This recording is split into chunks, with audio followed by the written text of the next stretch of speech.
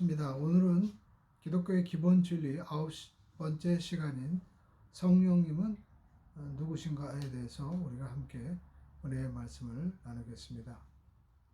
기도하겠습니다. 하나님, 오늘 성령님에 대해서 우리가 함께 은혜를 나눌 때 주님께서 저희들에게 성령님에 대해서 가르쳐 주시옵소서. 예수님의 이름으로 기도드립니다. 아멘. 오늘은 9번째 시간입니다. 성령님은 누구신가? 우리가 보통 성령님에 대해서 선입관을 가지고 있습니다. 어떤 분들은 성령님에 대해서 불이다, 능력이다 이렇게 생각을 합니다. 그런데 우리가 성령님을 어떻게 이해하고 또 성령님을 받아들이냐에 따라서 우리의 삶 가운데 실질적인 신앙생활에 많은 그러한 풍부한 은혜를 우리가 경험하게 되는 것입니다. 우리가 어떻게 성령님을 받아들이냐에 따라서 우리의 삶의 풍성함과 넓이와 깊이 또 그 풍성한 것들이 결정되는 것이죠. 구약에서는 하나님의 영으로 왕과 제사장, 특별히 또 선지자들에게, 사사들에게 이 성령님이 임했습니다. 제한적으로 임했습니다. 또 창세기에 보면 하나님의 영은, 성령님은 세상을 창조한 그러한 분입니다.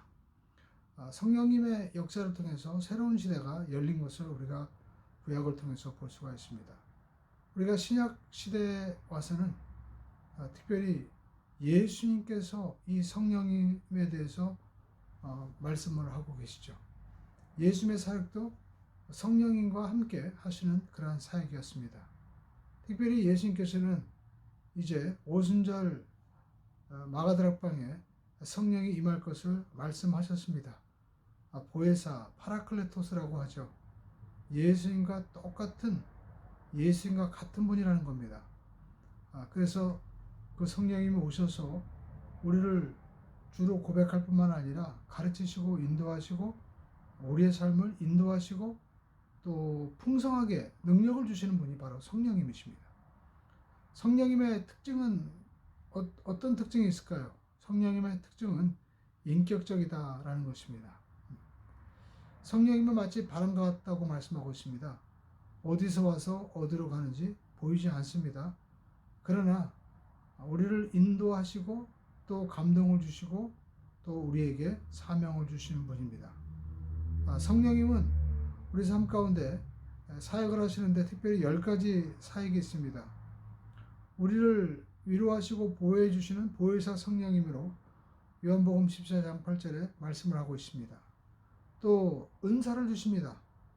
고린도전서 12장 4절에서 우리가 11절에 나와 있죠. 또 성결한 삶을 살게 하시고 성령의 열매를 맺게 하십니다. 또 성령님은 죽을 몸을 살리시는 분입니다. 바로 부활의 씨앗이라고 로마서 8장 11절에 말씀을 하고 있습니다. 또 성령님은 예수님의 말씀을 생각나게 하십니다. 특별히 레마의 말씀을 주시죠. 또 성령님은 죄와 사망에서 우리를 자유케 하시고 구원의 사역을 베풀어 주시는 분입니다. 또 우리에게 평강과 기쁨을 주십니다.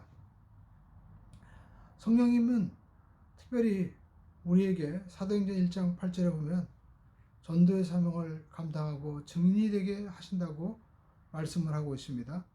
또 성령님은 우리가 사도행전 13장에 보면 안디옥 교회에서 바울과 바나바를 따로 세우라고 직접 명령을 하시므로 사명자를 세워주십니다.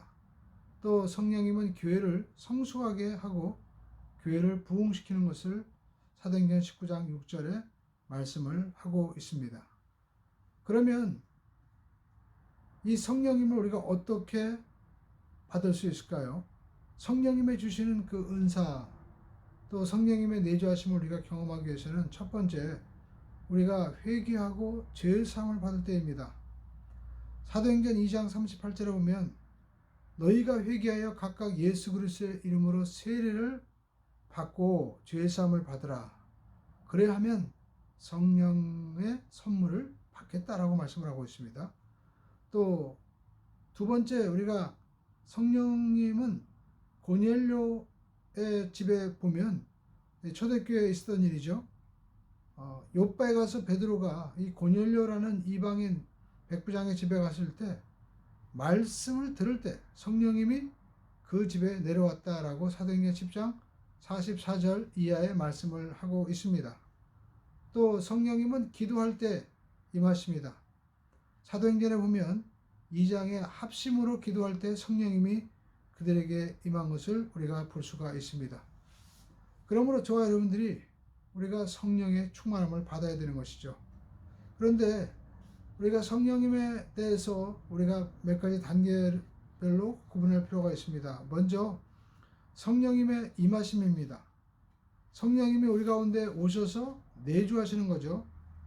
우리가 보면 120명의 성도들 가운데 주님께서 성령께서 오셔서 내주하셨습니다. 그리고 또 성령께서 오셔서 우리와 교통을 하시는 것이죠. 우리가 보면 주님께서 한 번에 성령님이 오셔서 만 것이 아니라 성령께서 계속 초대교회도 성도들과 함께 교통하는 것을 볼 수가 있습니다. 그러므로 우리가 성령님을 통하여 주님의 음성을 들을 수 있고 또 성령께서 우리에게 말씀하시는 그 음성의 귀를 우리가 기울여야 됩니다. 성령님은 인격적인 분이기 때문에 한 번 임하시고 마는 것이 아닙니다. 계속적으로 성령님과 교통하시고 또 성령님을 통하여 은사가 우리에게 흘러나오게 되는 것이죠. 이 성령의 은사가 우리에게 흘러나오기 위해서는 성령님은 우리가 구약의 성서를 보면 지성소에 계시는 분입니다. 그런데 이 성령님이 우리 가운데 우리 몸을 성전 삼고 역사하시기 위해서는 바로 우리 그 혼적인 세계에 들어오게 되는 것이죠.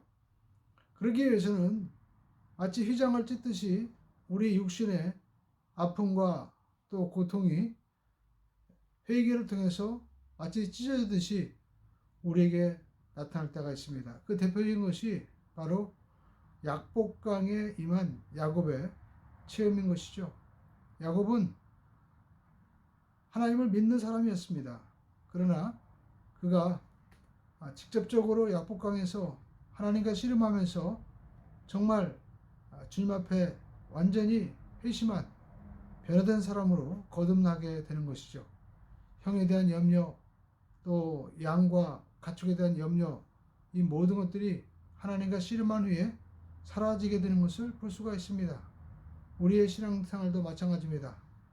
우리가 믿는다고 하지만 성령께서 우리 가운데 완전히 우리를 점령하시는 그러한 사건이 있을 때 성령님이 우리의 혼의 세계를 완전히 지배하실 때 우리가 철저히 회개하고 또 우리의 모든 혼적인 부분의 불순물을 제거할 때 그때 성령님이 우리를 완전히 지배하시는 것을 우리가 발견하게 됩니다. 그러므로 우리가 이 하나님의 성령님을 예수님으로 우리가 고백하는 그런 단계에서 뛰어넘어서 이제 성령님이 완전히 우리를 인도하시는 성숙한 단계로 우리가 나가야만 되는 것입니다. 이것은 마치 예수님을 우리가 주로 고백할 때 이것은 아이로 따지면 돌잔치라고 할까요?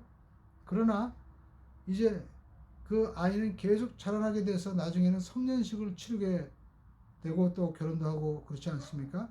마찬가지로 우리가 성령에 충만한 그러한 그 사건은 우리가 성년식을 치르는 것과 마찬가지입니다.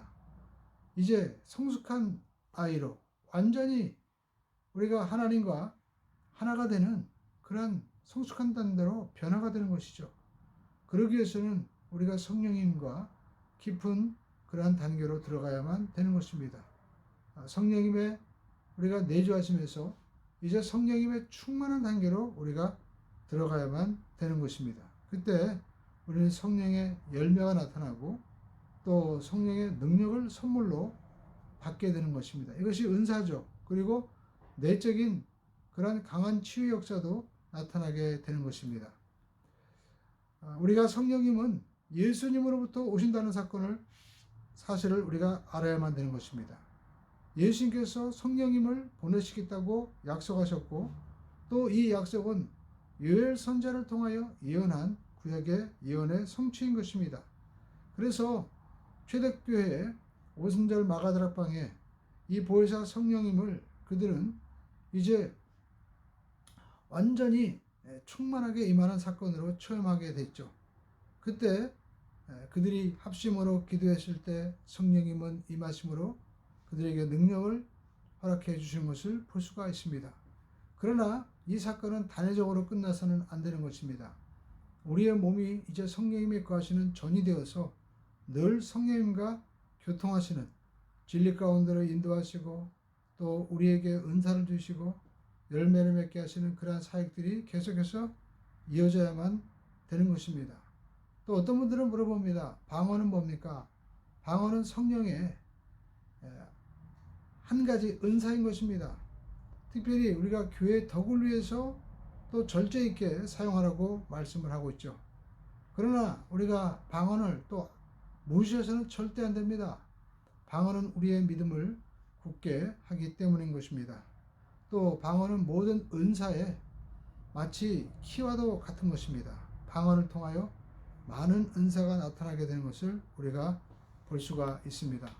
그러므로 저와 여러분들이 이 성령님을 무엇보다도 비인격적으로 하나의 능력으로 생각해서는 안 되는 것입니다. 이 성령님을 인격적으로 처음 보혜사가 바로 예수님이라면 두 번째 보혜사는 바로 성령님이십니다. 성령님이 하시는 일들은 예수님이 하시는 일들과 똑같은 것입니다.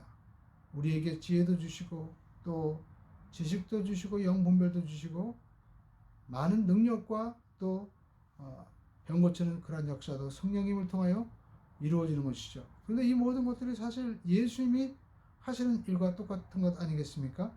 그러므로 저와 여러분들이 예수님을 구세주로 믿고 우리가 하나님의 자녀로 고백했다면 이제는 우리가 성령에 인치는 사건, 인친다는 게 도장을 찍는다는 거죠. 권세가 그 사람의 어떤 권위를 그 가운데 표시하는 것 아니겠습니까? 그러므로 우리가 초보적인 신앙에서 우리가 성숙한 신앙으로 자라나기 위해서는 반드시 이 성령님의 도우심이 없이는 안 되는 것입니다. 그러므로 우리가 성령님의 충만한 깊은 세계로 우리가 들어갈 수 있는 우리 모두가 되시기를 주님의 이름으로 축원을 드립니다. 기도하겠습니다.